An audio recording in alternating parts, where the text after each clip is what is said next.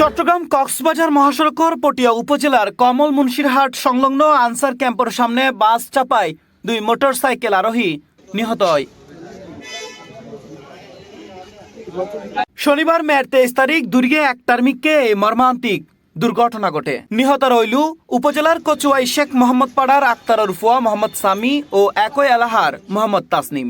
স্থানীয় সূত্রে জানা যায় 2 কিশোর মোটরসাইকেলত গড়ি মহাসড়ক দিয়ে জনর সমত দ্রুত গতির একখান বাস তারারে চাপা দিলি ঘটনাস্থলেই তারা গুরুতর আহত হয়।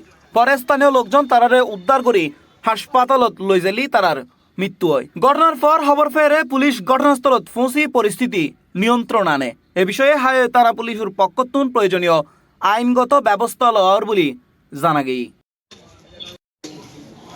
বন্ধু যাচ্ছে বাবার কাছ থেকে মোটরসাইকেল নিয়ে যাচ্ছে কোরবানের লাগে গরু দেখার জন্য। তাহলে ওই মুহূর্তে যে এরকম একটা অ্যাক্সিডেন্ট দুর্ঘটনা যে হবে আমরা তো কোনো কল্পনা করি আপনারা 2টা প্রাণীকে চলে গেছে।